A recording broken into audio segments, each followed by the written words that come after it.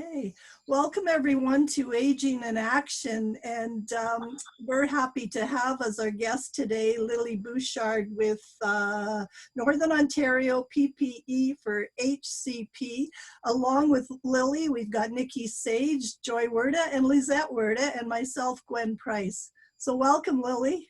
Thank you. I'm happy to be here. Yeah, so tell us a little bit about your organization, who you are, and what does PPE and what is it, HCP all stand for? What is it? Tongue twister. Those are great questions.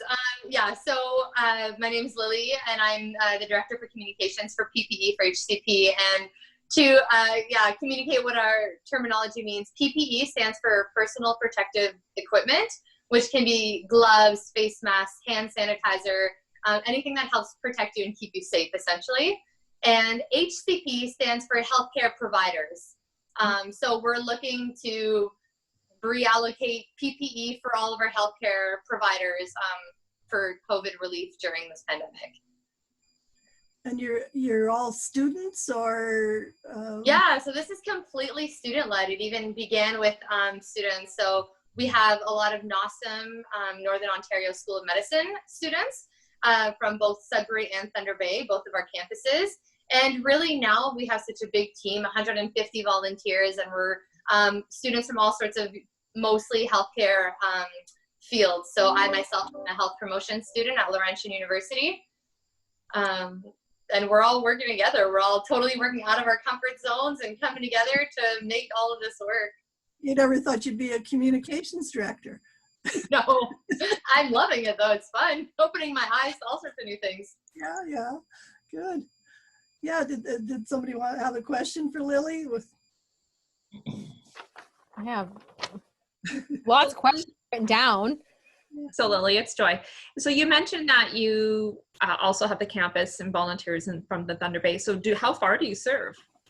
So we do all of Northern Ontario, which is one of our most unique things. There's no other organization that's reaching out to such a large scope. So Muskoka region area, even obviously Sudbury, Timmins, Wawa. We go past Thunder Bay. We've gone to Red Lake. We even have partnerships to helicopter deliver PPE to remote First Nation communities. So we've really wanted to fill all these gaps in all these underserved communities and make sure everyone's included. You know, some of these areas don't even have testing centers. How are they supposed to know whether or not their community is safe? So we're just trying to be as inclusive as possible, and it's amazing how far we've gone out and reached. Wow, really Lily, nice. If you're a healthcare provider out there in the community and you're short on PPE, right, and they're watching this episode and they're hearing a little bit about you, how do you qualify? Do you just apply? Do you give a phone call? As an organization, how do you reach out to your group and get PPE? So that's a great question. So when we receive our PPE, we don't just assume who needs it. We have something called a needs assessment, which is anyone who has a need can fill this out. It's on our website, which of course I can share. And on the website, you'll fill out the needs assessment, who you are, what you need, how bad you need it, and how many of it. And then when we receive these requests, of course, we do have to put them in order. Somebody who's in critical care, who only has, 7 days left of PPE to get them through until the next, shipment comes in, they're going to have somewhat of a priority because they're in dire need. And so that's one of our really unique things is our needs assessments. So if you are a healthcare provider, and that doesn't mean just a business, that could be a clinic, a group home, a senior home, that could be a PSW who works with somebody and has to do errands for someone. If you require PPE, you fill out the form and then we email you back, and we're going to match you with someone who's donating PPE or with our PPE manufacturing team, and we'll match you guys, and then we'll be able to ship that directly to you. And that's basically what our GoFundMe account is for, is to pay for that shipping cost. So there's no fee. It's absolutely free. And we have some really great partnerships who are supporting us, like Northern Supply Chain or the other med schools and hospitals.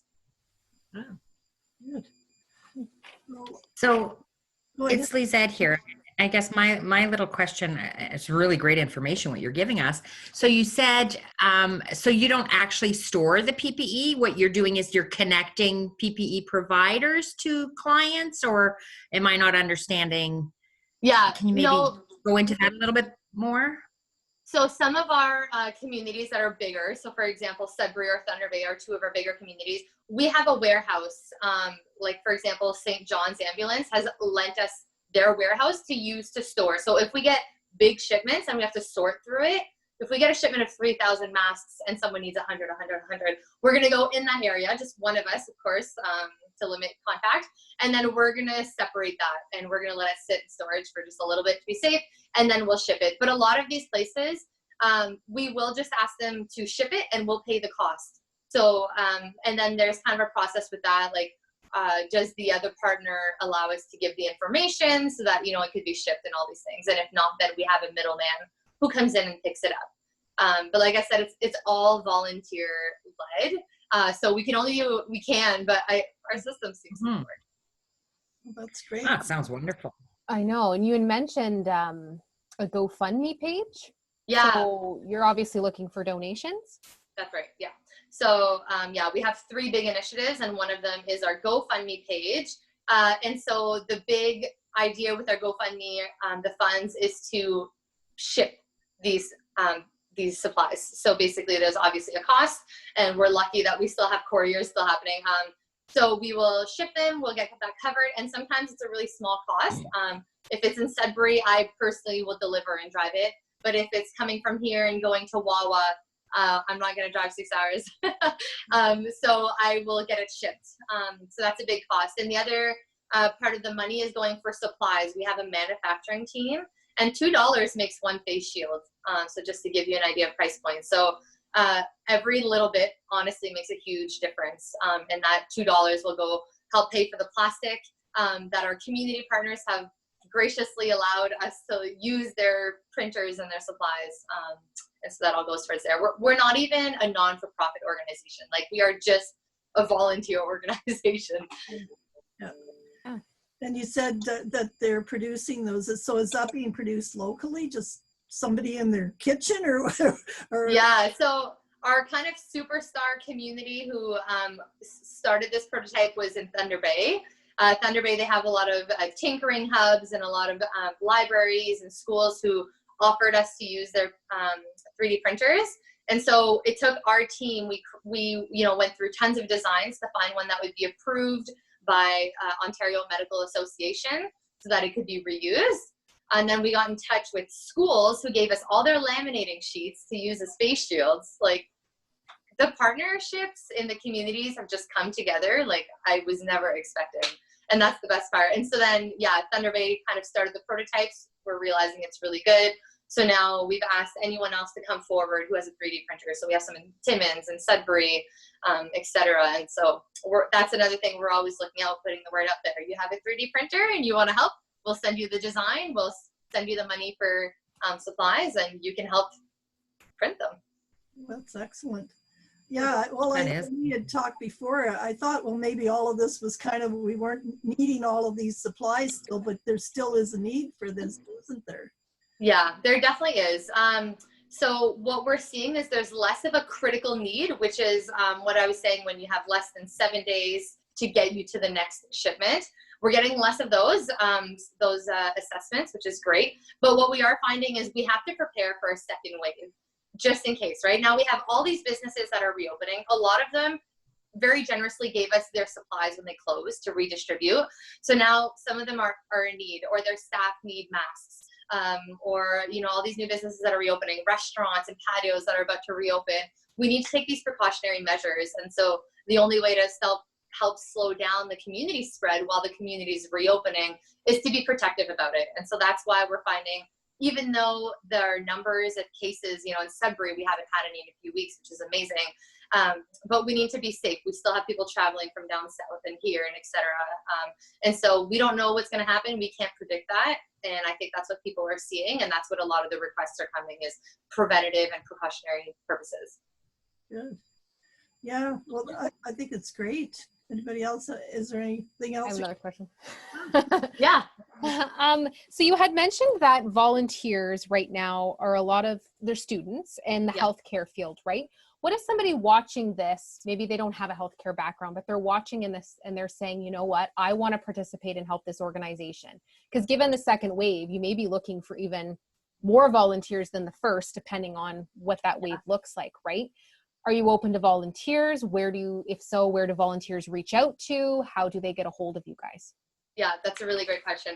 We are always reaching out for volunteers. Right now, we're kind of losing some volunteers. It's the summer and everyone's working, everyone's studying. And so there's a shift in scheduling. And all of us are really doing things outside of our comfort zone. Like we have medical students that are doing grant applications for the government, so we are absolutely interested in anyone who has any knowledge, right? Like a varying team is ideal, really. So if you are interested in volunteering, if you go on our website, which again I can share, there is a join us section. And so again, it's a form you fill out with your information. And then we will get back to you and let you know where we have a need and where you can help. Like right now we have a team of 150 volunteers and we're getting bigger. We have more initiatives and we're not just redistributing PPE anymore. We have new initiatives. And so with that, we're always looking for more volunteers. But there's also a lot of ways to help if you're looking to help and maybe you don't have the time. Things like liking or sharing our pages or liking and sharing our posts honestly goes such a long way. Word of mouth is huge. Like we are, again, a volunteer-led organization. We're not promoting. We don't have kind of that marketing fund right now. So anything like that is incredibly helpful. You can go on our GoFundMe page and you make a $2 donation if you would like. There's a lot of things that can be done. If you have a sewing machine and you want to hand sew some masks, we need volunteers to help with the production team as well. Well, the initiatives that you were mentioning, can you talk about those, or is that, yeah? Yeah, so we have a few new things coming up. One of them is we're looking to be kind of a resource hub. So on our website, we're developing a new section where we're just listing all the different communities and all the COVID relief organizations that have started. So it might be something smaller like, the grocery store is opening at a certain time for seniors, but we also have other PPE drives or like clothing drives for people who need it right now, or like just all these different types of initiatives. I can't even think them all. So right now our team is working hard at reaching out in different communities and just asking, like, who do you know who's trying to make a difference right now, and how can we help spread that word? And so with that, we're hoping to be a resource hub through all of this and through the next phases of whatever we're doing to help out in that way as well.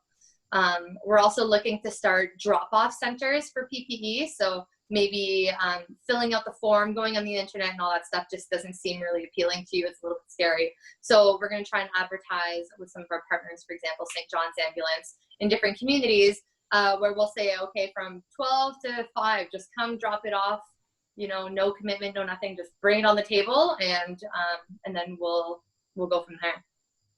Great. Yeah. That's awesome. Well done. So I have a question. So when it comes to seniors in our community, I know you said if people wanted PPE, they can fill out an assessment form and stuff like that. But there's a large part of our senior community that a lot of them are kind of homebound and they're not tech savvy, of course. So what if there was a senior in a community that would like a mask for themselves? Is there a number they can call where they could get just the one mask for themselves and their spouse, or is that available?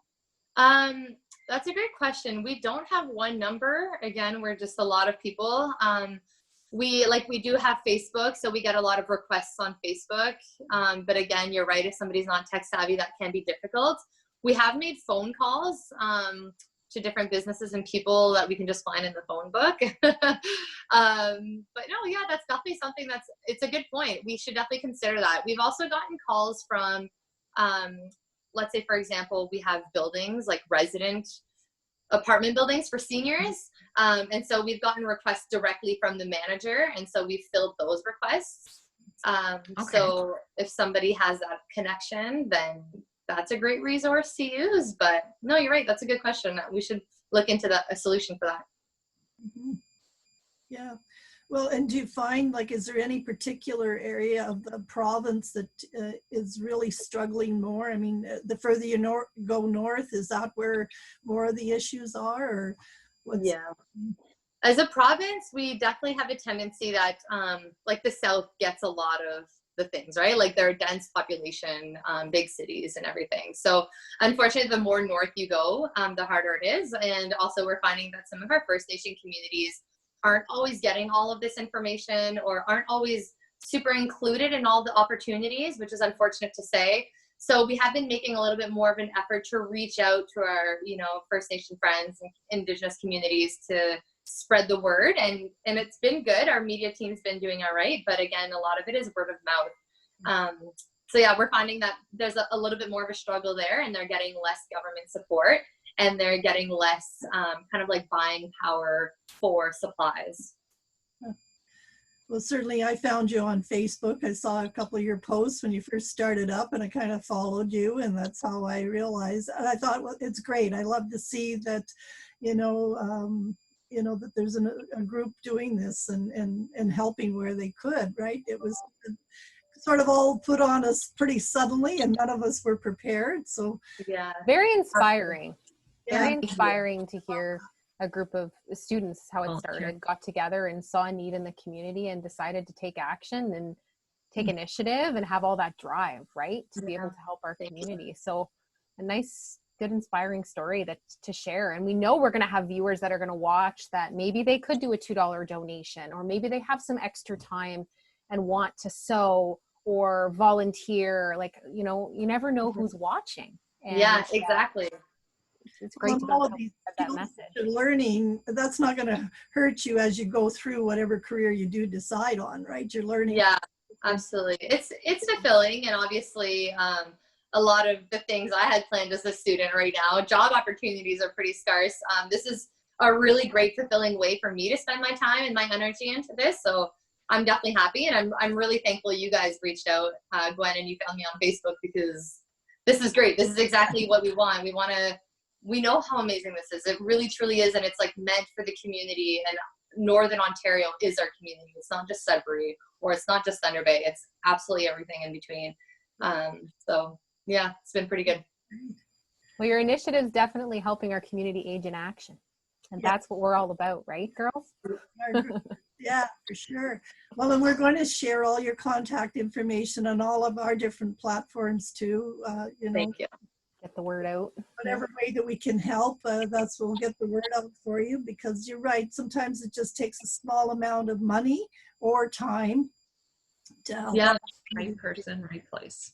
exactly. Or even just the right information. Also, I didn't mention this earlier, but when we're saying ways to help, if you know of another organization or campaign that is doing something for COVID relief, no matter what it is, it could be, we also partnered with a campaign that's looking to increase blood donations, because they have severely decreased since this pandemic. So just trying to spread the word and do good things for our community. If you have any of that information, DM us, email us, Facebook us, and we're gonna spread that, because that's what we're all about. So just got to share it.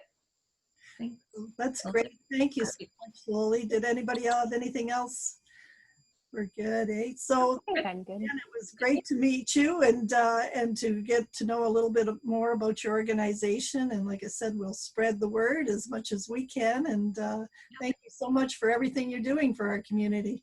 Yeah, of course. Thank you guys so much for everything you're doing and spreading our word. I really appreciate it. And I hope to see all of your Facebook likes and shares. For sure. For sure, Yeah. we will. Okay, well, take care. Thank you. Lily, You're welcome. bye. It was nice to meet you. Bye-bye, Lily. Bye. Thank you all.